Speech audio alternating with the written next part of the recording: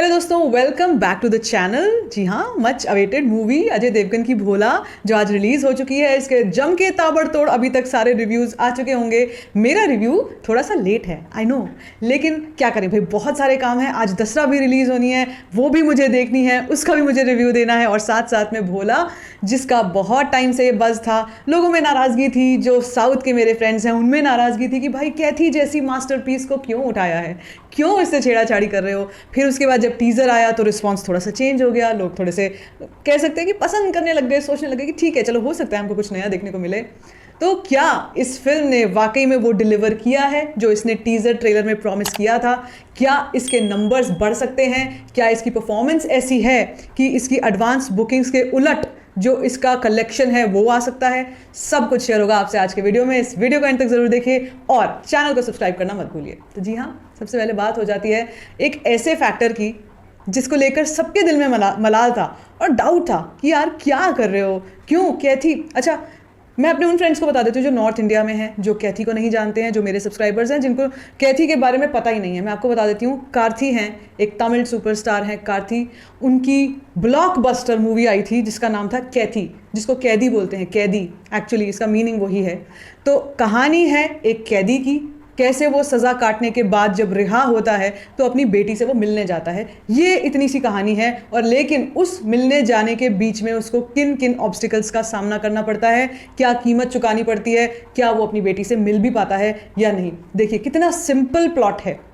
ये खूबी होती है साउथ की मूवीज़ में, प्लॉट बेहद सिंपल होता है लेकिन फिल्म जो है धमाकेदार होती है। और एक्शन मूवी, ये एक एक्शन मूवी थी अपने टाइम की, 2018 में आई थी, जब जिस वक्त ये कह सकते हैं कि नॉर्थ इंडिया में साउथ फिल्मों का ज़्यादा बोलबाला था ही नहीं।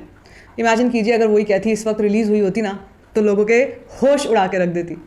बट इस चीज़ का फ़ायदा उठाया और जो मेकर्स हैं, अजय देवगन जो हैं, उन्होंने क्या किया कि इस फिल्म को उठाकर इसका रीमेक बनाने की सोची, जिसको एक अलग रैपर में रैप करके एक्शन पैक्ड दिखाकर, 3D एक्शन पैक्ड दिखाकर फिल्म हमारे सामने प्रस्तुत की। अब इसका असली में आपसे रिव्यू शेयर करती हूँ। तो सबसे पहले हम बात करते हैं फिल्म के एक्सपीरियंस की। एक एक्सपीरियंस जो हमको देती है, ये हमको देती है एक सुपर मास वाला एक्सपीरियंस। तो जी हाँ, एक ऐसा एक्सपीरियंस जो आपको IMAX 3D या 3D 4DX में ही एक्चुअली सेटिस्फैक्टरीली मिल सकता है। आप इस फिल्म को 2D में देखेंगे तो आपको बड़ी लेम टाइप की फिल्म लग सकती है, क्योंकि मैंने इसको देखा है 3D IMAX 3D में, तो मुझे वो एक्सपीरियंस शायद 2D में पता चलता ही नहीं, क्योंकि ये फिल्म जो है पूरा का पूरा खेलेगी अपने VFX पे, अपने स्पेशल इफेक्ट्स पे। सो जैसे मैंने पहले भी कहा था कि ये फिल्म जो है, इसका मेन जो कह सकते हैं USP of this Bhola film is only it's experience जो आपको देगी। एक्सपीरियंस में जब हम बात करते हैं तो बात BGM की भी करेंगे, तो BGM भी धाकड़ है। BGM भी हमको बहुत जगहों पर गूज़बम्प्स देता है, बहुत जगहों पर जो बाइक एक्शन वाला सीन है और भी कई ऐसे मास सीन्स हैं जिनको देखकर सीटी ताली बजेगी। मगर जो एक दुखद बात है वो ये कि हॉल में ज़्यादा लोग होंगे नहीं सीटी ताली बजाने के लिए, जो कि मैंने आपको बताया कि एडवांस बुकिंग बहुत कम आई है, तो ऐसे वाली जो मास वाली जो फील है वो आपको कम महसूस होगी।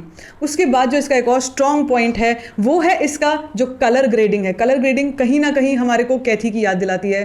कैथी की कलर ग्रेडिंग भी यही थी जो आप इस वक्त अभी यहाँ पर देख सकते हैं। वो येलो ऑरेंज वाली जो वार्मथ वाली जो लाइट्स होती हैं, जो वार्मथ वाला कलर पैलेट होता है, वो हमको इसमें दिखने को मिलता है। लेकिन सारी फिल्म क्योंकि रात रात की कहानी है तो अंधेरा बहुत है बॉस, अंधेरा बहुत दिखेगा। इसलिए आपको रेकमेंड मैं ये करूंगी कि अगर देखनी है तो IMAX 3D पे देखना या 4DX पे देखना, वहां आपको एक्सपीरियंस मिलेगा।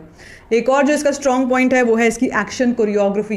एक्शन कोरियोग्राफी के मामले में कोई पकड़ नहीं सक रहा है हाथ। मतलब अभी रिसेंट जो एक्शन मूवीज आई हैं बॉलीवुड की, उनमें ये टॉप नॉच VFX एक्शन से भरपूर मूवी होने वाली है।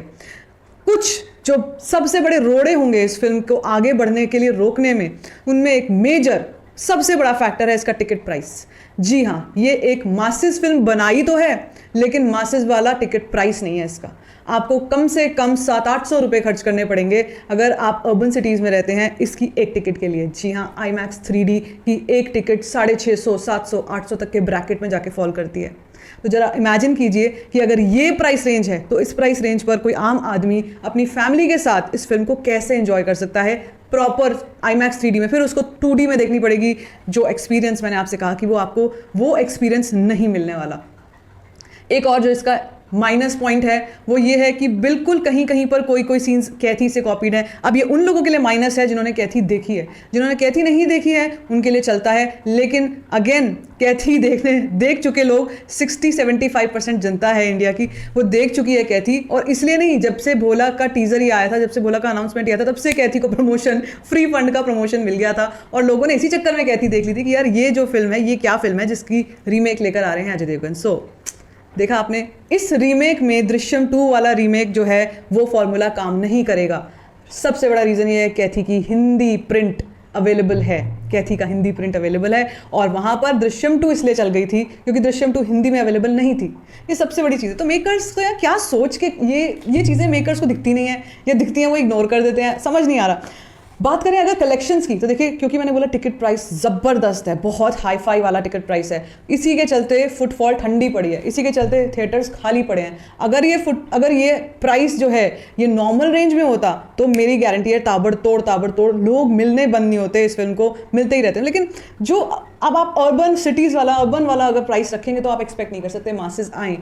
आप अपना टिकट प्राइस जब तक स्लैश डाउन नहीं करेंगे, तो जो डे 1 कलेक्शन है, मैं अभी भी अपनी बात पर कायम हूँ कि मैंने जो प्रेडिक्ट किया था डे 1 कलेक्शन 10 करोड़ से ऊपर चली जाए, बहुत बड़ी बात हो जाएगी। 10 करोड़ से ऊपर पता नहीं जाएगी कि नहीं जाएगी, मेरे हिसाब से 10 करोड़ के ब्रैकेट के अंदर ही रहेगी, 8 से 10 करोड़ के ब्रैकेट में, because of the lesser footfalls. And also जो नंबर्स आएंगे कल मेरे हिसाब से वो बढ़ेंगे क्योंकि रिव्यूज़ पॉजिटिव आ रहे हैं। रिव्यूज़, मेरा भी एक रिव्यू देखकर अगर कोई देखना चाहेगा तो वो ज़रूर ये फिल्म को देखने ज़रूर जाना चाहेगा कि ऐसी कौन सी फिल्म है जिसको हमको IMAX में एक्सपीरियंस करना चाहिए। तो खुद ही आप सोच लीजिए कि अगर लोग भर भर के IMAX में देखने जाएंगे तो ऑब्वियसली जो कलेक्शंस हैं वो ज़रूर आगे बढ़ेंगी। सो लेट्स सी किस्मत में क्या है भोला की। मेरे ख्याल से या तो ये धीरे धीरे आगे बढ़ेगी कछुए की चाल की तरह और बाद में जाकर ये रेस जीतेगी, या फिर 2D में लोग इसको अगर देखना पसंद करने वाले हैं तो 2D में इसकी बेजा हो जाएगी, मतलब 2D में ये कर देगी धमाल पूरी तरीके से।